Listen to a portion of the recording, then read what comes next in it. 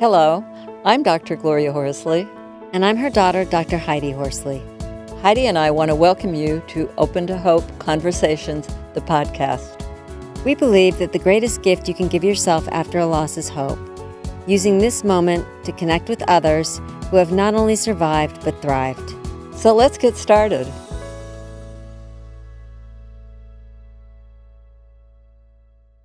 Hello, I'm Dr. Heidi Horsley from the Open to Hope Foundation, and I'm here today with my guest, Dr. Galen Goben, and we are going to be talking about death, loss, and spiritual growth today. Galen is a grief support director for Forest Lawn Memorial Parks and Mortuaries in Southern California, and he is an ordained minister. Welcome to the show, Galen. Thanks, Heidi. It's good to be here. It's great to have you here at this time in our history.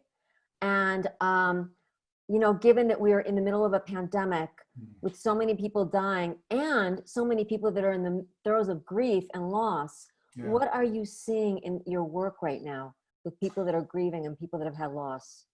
People that are really feeling stuck. There's a lot of things that we normally would just move into and know and have at our our hands right in front of us. And that would be other people, family, friends that we can reach out, who can actually, put their arms around us if we need a hug or come to us. And with the quarantine and the pandemic, that has all been wiped out. And so people are feeling really, really lonely. Well, and I know that you oversee 10 different sites, right? 10 different memorial sites. So what I'm wondering is, people aren't gathering there. Is that correct? Well, we're still having funerals, okay. but with the restrictions, graveside services, so they're outdoors, less than 10 people, very short kinds of experiences. People have to stay in cars 6 feet apart, mask, all of that kind of stuff, which doesn't allow for, again, the fullness of the rituals that we're used to and that we really need. We understand within our hearts that we really need.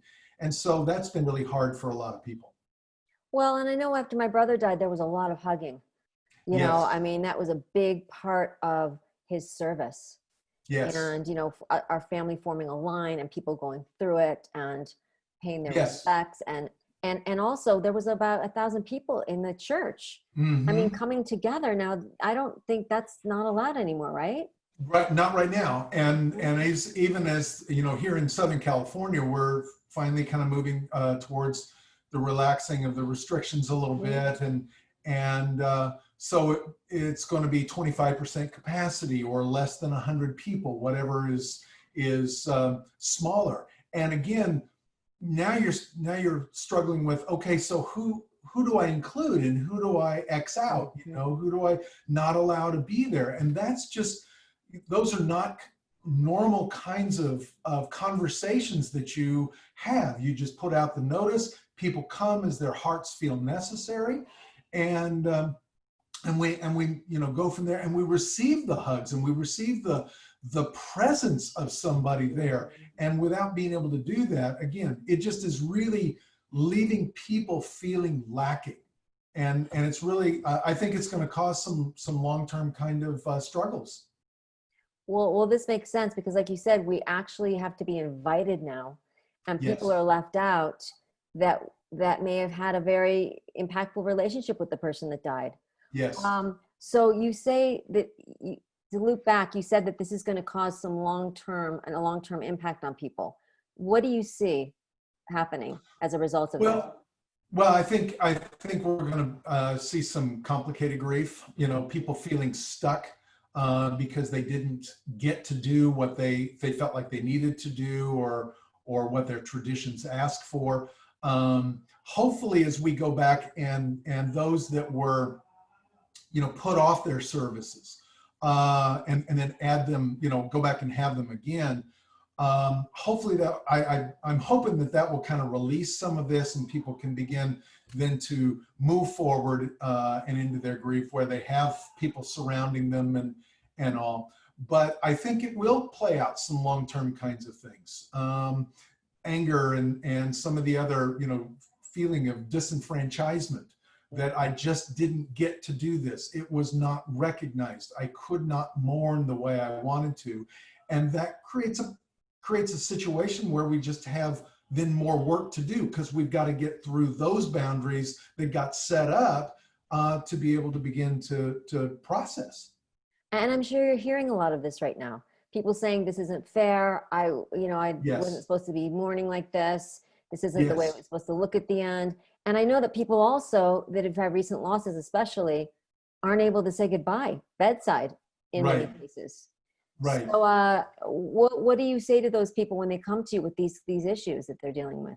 Well, I really encourage them to find the place where they do feel the support, Mhm. because it's the perceived support that we have that really is one of the primary factors in us being able to move healthily, if you will, through our grief. And so where is it that you can find that? Yes, it's not with the hugs, and it's not that warm-bodied connections that we so long for. But while it may be two-dimensional, can you find somebody on Zoom? Can you find someone through Skype or FaceTime or something? Some way to see their face? Because I think it's a lot in human communication anyway, with our facial expressions and being able to see somebody's eyes and what the muscles do. I mean, our brains really do pick up so much of that stuff, the little simple movements in our face that become so helpful for us. And to at least be able to see that can be, I think, comforting for us. We had an experience where one of the first services that we had, where we incorporated Zoom into the experience for people after the service was over, to listen to them chatter away on Zoom. Oh, it's so good to see you. And just the same kinds of things that we would do at a funeral, they were doing on Zoom. And to feel the energy that you, in essence, going back and forth between the little squares on the screen was really, really comforting to me as an outsider. I was just viewing and seeing how things were going, but it was really comforting to see how we as human beings will do what we need to do in the spaces that we can to get the kind of support that we need. And so that's what I encourage people to do. It may not be the best, but can you have a phone call? Can you connect with that person? Maybe you can write somebody a letter or something, or if you're wanting to support someone, doing the old cards that we used to do. We don't do that snail mail much anymore, but I've heard about people who are finding that again, if you will, and finding the power within that through the writing and the mailing and the work that they do to go about to put that out into the mail to send to someone. And that can be very, on both sides, can be very compassionate as well as very healing for people. I agree. I love that idea, because not only do you get out your feelings while you're writing, and then you're sending it, so you're doing something that you're being of service to others, which makes you feel good. But then on the receiving end, I mean, I know my dad puts all his handwritten notes up on his mantle, and he gets to look at them. Yes. Versus an email, which you really don't look at once you read it. You're right. And after a bit, it gets, it would get deleted anyway. And the cards may be put away also, but there's the physicality of it. Yeah. It really does bring people from one place to the next. And you open that card up and you see the name and everything. And it really does bring that person present in that space for us again. So what is helping people find hope after loss right now? It is so unique to folks and all. And I think they're finding it in so many different ways. I really have been encouraging people to find beauty, get outside. I read something yesterday that said that, we in our normal worlds spend about 90% of our time indoors anyway. And now it's even more. And so we have a bit of time, or at least we have some space where we can encourage ourselves to go outside. And I've been encouraging people to do that and look around and say, so where do you see something beautiful? Is it the leaf? Is it, is it the greenness of the lawns around there? Is it the barking of a dog or something because you feel close to dogs? I mean, it's what captures you when you hear or see or experience it. And then where in your body do you feel that? Because that will help to ground you in a moment where something feels good, something feels right.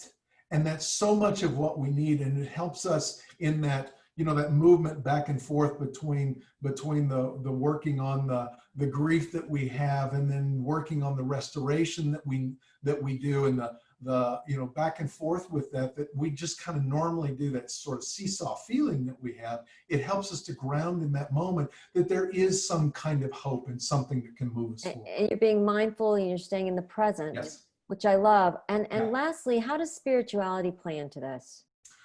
Well, I think I that is exactly, where what that beauty does, because beauty, I think, grounds us and is a space of our spirituality.